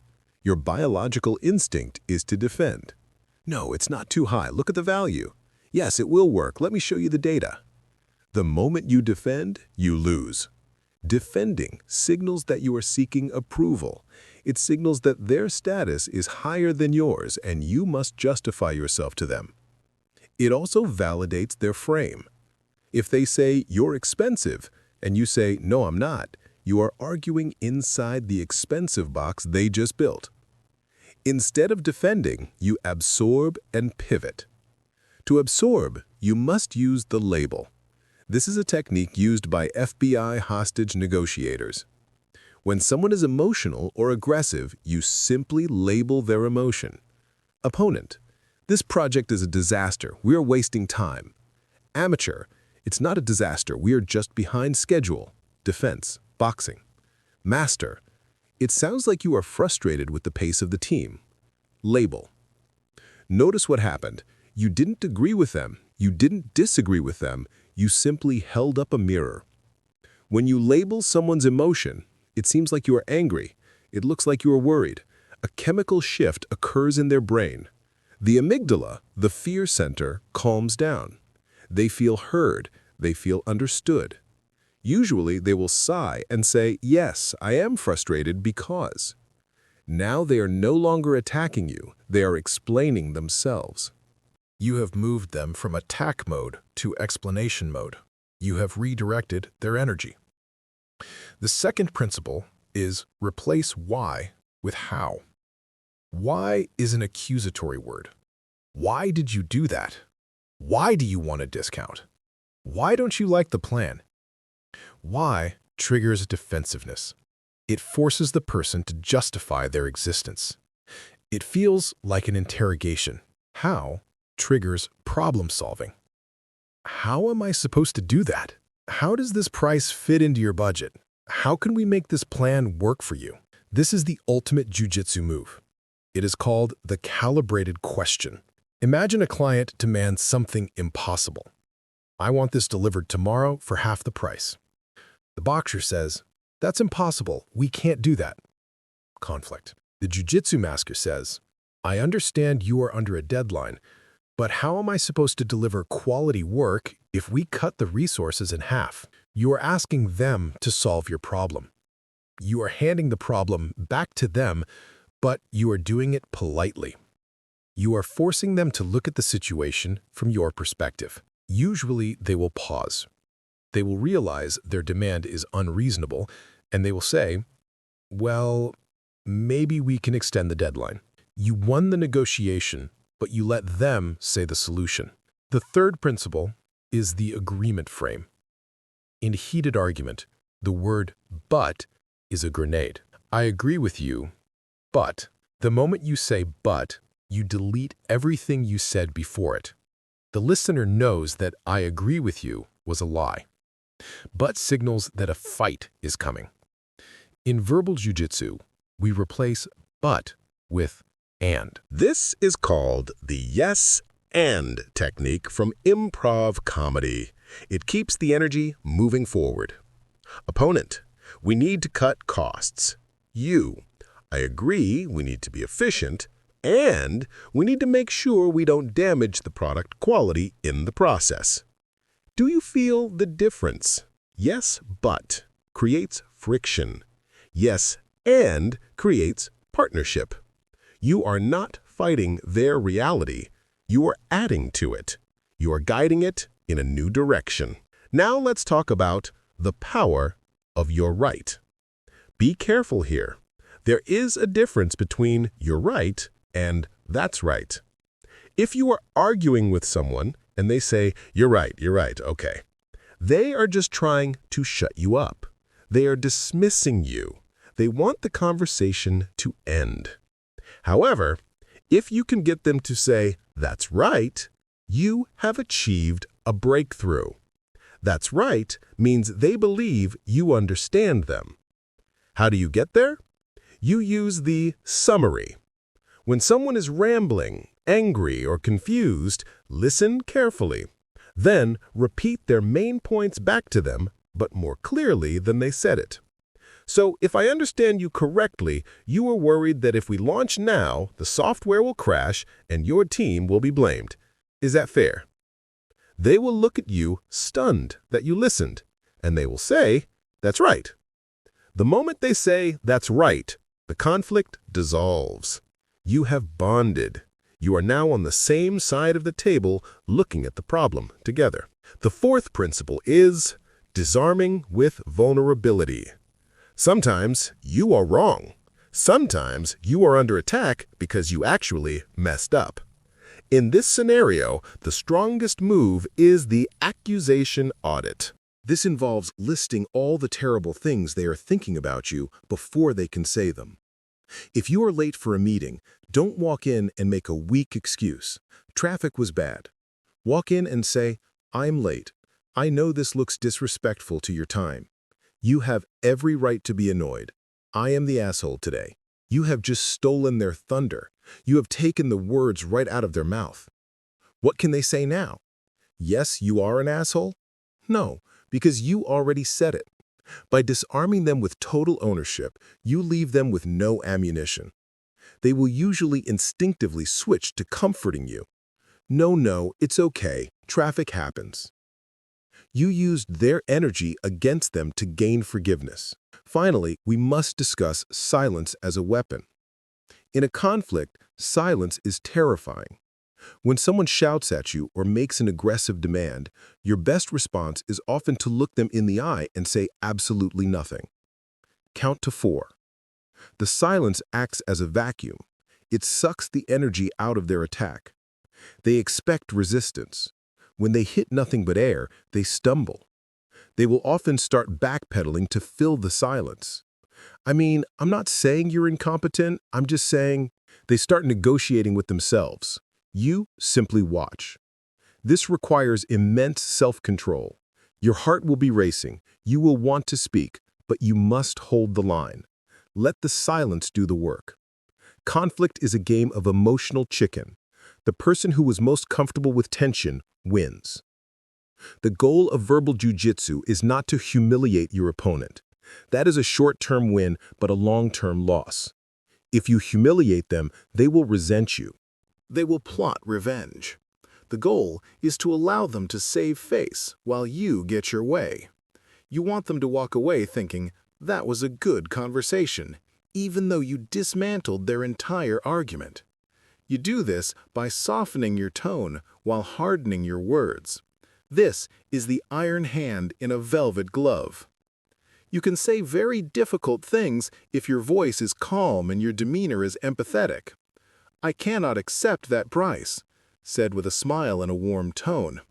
It is much harder to fight someone who is being nice to you. If you shout, I cannot accept that price, you give them a hook to fight back. Don't shout at me. If you say it gently, there is no hook. They have to deal with the reality of the statement, not the emotion of the delivery. Practice this in low-stakes environments. When a barista gets your order wrong, don't say, this is wrong, attack. Say, I'm sorry, but how am I supposed to drink this if it has dairy and I'm allergic? Calibrated question. When a friend cancels plans, don't say, you always do this, attack. Say, it sounds like you are really overwhelmed with work right now. Label. Watch how the dynamic shifts. Watch how the resistance melts away. You will stop fearing conflict. You will start to see it as a puzzle. Most people go through life terrified of making waves. They let people walk over them because they don't know how to fight without being mean. Verbal jujitsu gives you the tools to be strong without being aggressive. It allows you to stand your ground without starting a war. It turns you into a verbal black belt. You don't need to punch, you just need to guide. Chapter 9. The charisma frequency. There are people you meet who vanish from your memory 5 minutes after they leave the room. They are pleasant enough. They are polite. They are competent. But they are gray. They leave no trace. Then, there are the others. The moment they walk in, the atmosphere changes. The air pressure seems to shift. When they speak to you, you feel like the only person on the planet. When they leave, you feel a strange sense of loss, and you find yourself wanting to help them, wanting to agree with them, wanting to be around them. We call this quality charisma. For centuries, we have treated charisma as a mystical gift. We think it is a genetic lottery ticket. You either have the it factor or you don't. We look at the Bill Clintons, the Oprah Winfreys of the world, and we think they are a different species. This is a convenient lie.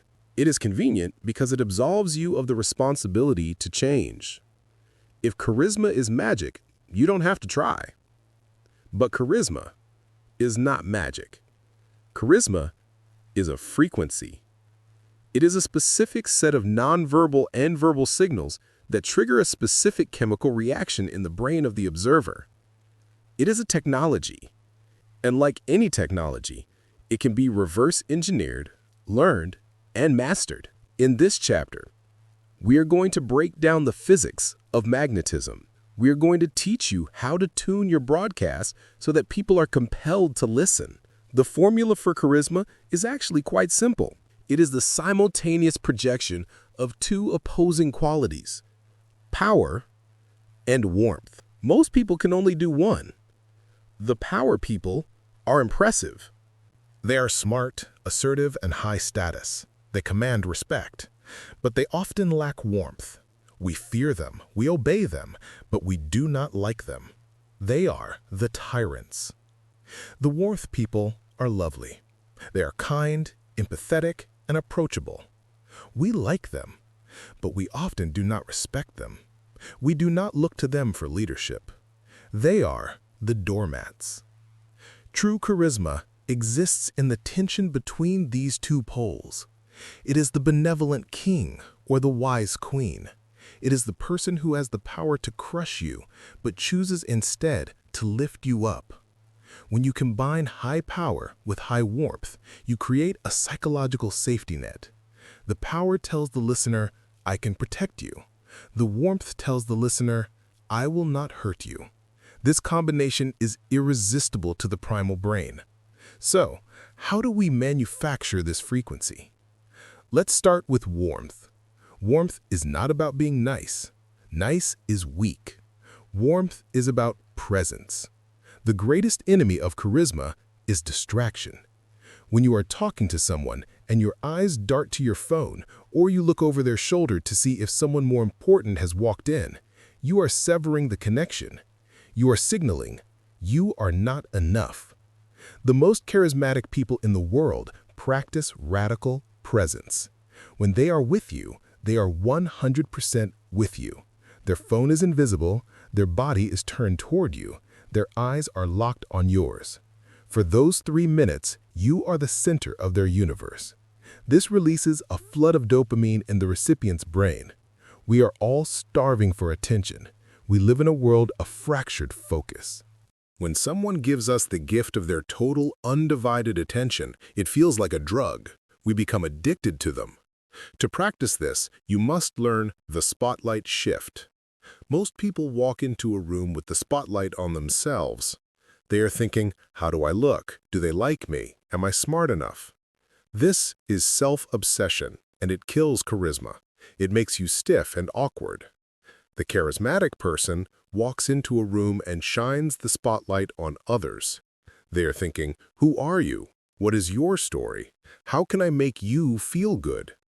When you shift the spotlight, your anxiety disappears because you are no longer the focus.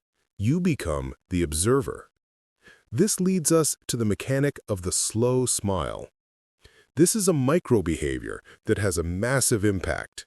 When you meet someone, do not smile instantly. If you flash a giant plastic smile the moment you see someone, it feels generic. It feels like a reflex you give to everyone. It has no value. Instead, look at their face for a split second. Pause. Absorb their presence, and then let a warm smile flood over your face, engaging your eyes. This half-second delay sends a powerful subconscious message. I am smiling because of you. I recognized you, and that recognition made me happy. It makes the smile feel personal. It makes the recipient feel special. Now let's add power. If you were just warm, you were a golden retriever. You need edge. You need weight. Power comes from stillness. We discussed this in the body language chapter, but it bears repeating here in the context of personality. Fidgeting is the leakage of power. The charismatic person is comfortable in the void. They do not need to fill every silence. They also practice the pause of authority. When someone asks you a question, pause for 2 seconds before answering. Look at them, think, then speak. The amateur answers instantly to prove they are smart. The master pauses to show they are thoughtful. That pause implies that you are not desperate to please.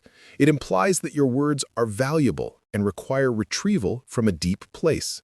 It raises your status. Another element of power is competence. You cannot be charismatic if you are incompetent. You must know your stuff, but you don't need to show off that you know your stuff. There's a concept called the pratfall effect. Psychologists have found that if a highly competent person makes a small mistake, spills their coffee, trips slightly, or admits a minor flaw, their likability goes up. Why? Because perfection is alienating. Perfection is cold. If you are 100% perfect, people can't relate to you. They admire you, but they don't feel close to you. But if you are a high-status expert who also has a human flaw, you become accessible. You become one of us. So do not be afraid to be human. If you trip over a word, laugh at yourself. If you forget a name, apologize with a smile. My brain is operating on 1990s dial-up today. Forgive me. This vulnerability, when paired with competence, is magnetic. Note, this only works if you are already seen as competent. If you are incompetent and you make a mistake, you are just incompetent. Now, let's talk about the conversation game. Most people think being charismatic means being the most interesting person in the room. They think they need to tell the best stories and crack the best jokes. False. You don't need to be the most interesting person. You need to be the most interested person. There is a quote often attributed to Maya Angelou. People will forget what you said. People will forget what you did, but people will never forget how you made them feel. If you make people feel boring, they will hate you. If you make them feel fascinating, they will love you. Use the deep dive technique. When someone tells you what they do not just say, "Cool," and move on. Ask a question that forces them to go deeper. "I'm an accountant." Standard response? "Oh, nice. Busy tax season?" Boring.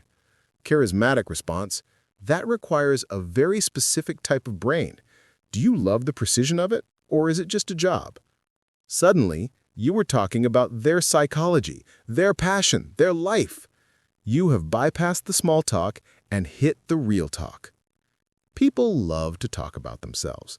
If you become the platform for them to shine, they will associate the pleasure of shining with your presence. Next, we must discuss the velvet rope. Charisma requires a degree of selectivity. If you are available to everyone, you are valuable to no one. We value things that are scarce. You must have boundaries. You must be willing to end the conversation. The person who lingers too long, who doesn't know when to leave, is a drain. The charismatic person leaves while the energy is still high. I have loved this conversation, but I have to run to another meeting. Let's pick this up later. Leave them wanting more. Now, let's look at the voice of charisma. We talked about the mechanics of voice earlier, pitch, tone, But the emotional quality of the voice matters here. Charismatic people use sensory richness. They don't just speak in black and white. They speak in color. They use metaphors. They use emotional words. Instead of saying, "It was a good meeting," they say, "It was electric." Instead of saying, "I'm tired," they say, "I'm running on fumes." Rich language triggers imagery. Imagery triggers emotion. They also use the conspiratorial whisper. This is when you lower your voice and lean in, as if you are sharing a state secret. Even if you are just talking about the lunch menu, the act of lowering your voice creates an us versus them bubble. It makes the listener feel like an insider. Can I tell you something honestly? Lean in, lower voice. That phrase is a hook. The listener leans in. You have synchronized. Finally, we must address the energy transfer. You are a battery. When you walk into a room, are you charging it or are you draining it? Most people are neutral or draining. They are waiting for something to happen. The charismatic person is the happening. This doesn't mean jumping around like a cheerleader. It means having a high level of internal aliveness. It means being curious. It means being optimistic. It means having a spark in your eye. If you are bored with your life, you will be boring. If you are fascinated by the world, you will be fascinating. You need to cultivate a state of high-status warmth before you even leave your house. Think of a person you love. Think of a moment of triumph. Hold that feeling in your chest. Now, walk out the door. That feeling is broadcasting. It is micro-adjusting your facial muscles. It is softening your eyes. It is relaxing your jaw. People will pick up on it. They won't know why, but they will want to be near you. They will think this person has figured something out. Charisma is also about generosity. It is the generosity of validation. We live in a culture of criticism. Everyone is a critic. Everyone is cynical. Be the one person who validates. When someone has a good idea, say it. That is a brilliant insight. When someone looks good, say it. That suit is sharp. When someone does a good job, say it. You crushed that presentation. Do not give fake compliments. Find the truth and amplify it. When you validate others, you become a source of supply. You become the sun. People orbit the sun because it provides warmth and light. If you are a black hole sucking up all the attention and giving nothing back, eventually people will drift away. Here is a drill for this week, the 3-compliment rule. Every day, you must give 3 genuine, specific compliments to 3 different people. Not nice shirt, but you handled that client objection perfectly. You stayed so calm. I learned from watching you. Watch what happens to their face. Watch how their posture changes, and watch how they treat you afterwards. You are training them to see you as a leader. You are training them to associate you with positive dopamine hits. Charisma is not about being the loudest voice. It is not about being the alpha male or the queen bee. It is about making the people around you feel bigger, smarter, and more capable than they felt before they met you. It is the art of giving. The person who gives the most presence, the most validation, and the most clarity wins. So turn off the internal monologue. Stop worrying about how you look. Turn the spotlight outward. Look at the person in front of you. See them, hear them, and then broadcast your power and your warmth. Tune your frequency. The world is listening. Chapter 10. The Echo Effect. We have arrived at the final gate. We have traveled a long way together. We started in the dark, wrestling with the silent saboteurs of fear and insecurity. We moved through the mechanics of the sniper's code and the physics of the chest voice. We explored the psychology of the mirror protocol and the narrative engine. You now have the tools. You have the hardware. You have the software. But there is one final distinction we must make. It is the difference between a speaker and a leader. A speaker is measured by what happens while they are in the room. A leader is measured by what happens after they leave the room. Think about the last meeting you attended. Think about the moment the door closed and the person in charge walked away. What happened in that silence? Did the energy in the room collapse? Did the people look at each other, shrug, and go back to scrolling on their phones? Did they start complaining? Did they forget everything that was just said? Or did the air vibrate? Did the people look at each other with wide eyes, filled with a new sense of purpose? Did they immediately get to work? Did the ideas discussed in that room survive the exit of the messenger? This is the echo effect.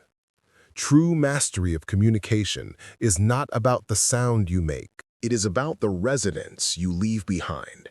Most people speak into a void. They throw words at a wall, and the words slide off. They treat communication as a transaction. I say the words, you hear the words, my job is done. This is the mindset of an amateur.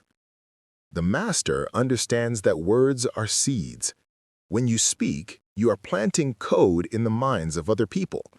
If that code is weak, it will be overwritten by the next notification on their phone. If that code is strong, if it is virus-proof, it will take root. It will grow. It will influence their behavior days, months, and even years after you have stopped talking. This chapter is about legacy.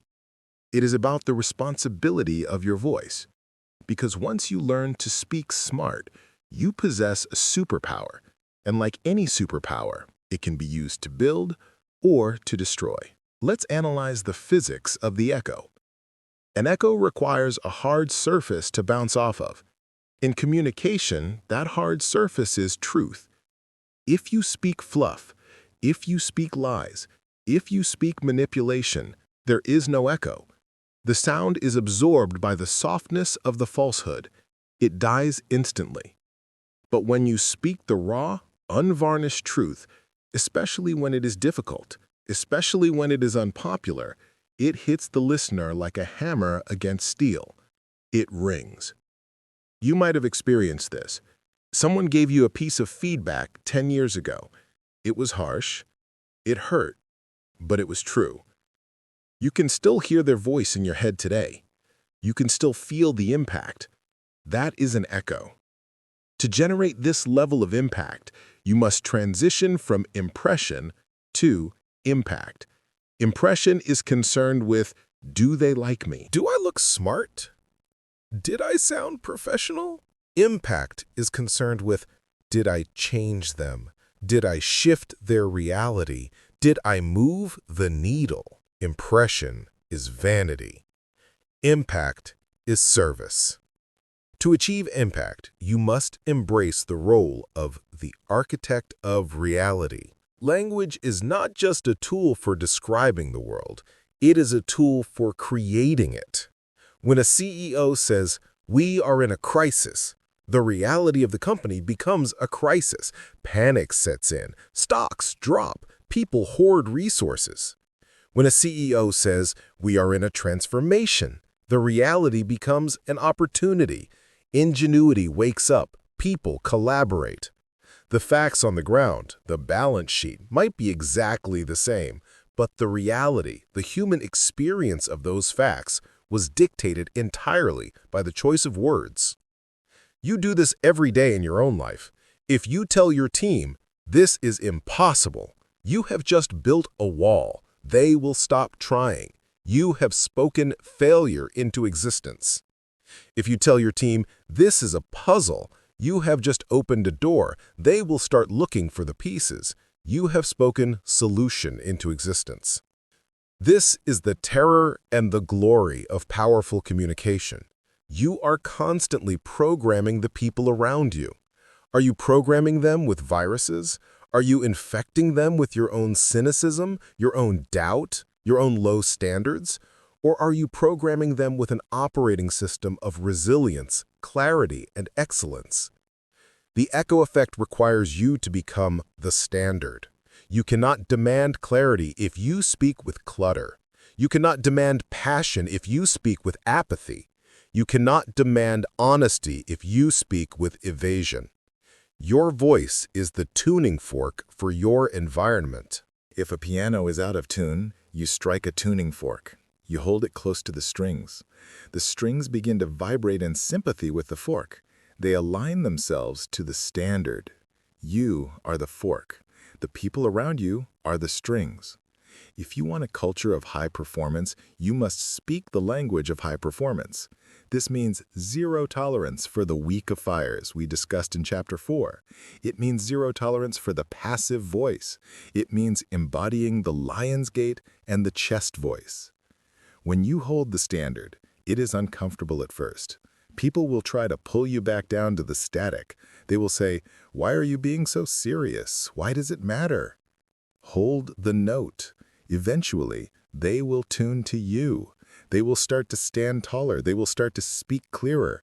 They will start to respect the weight of their own words because they see you respecting yours.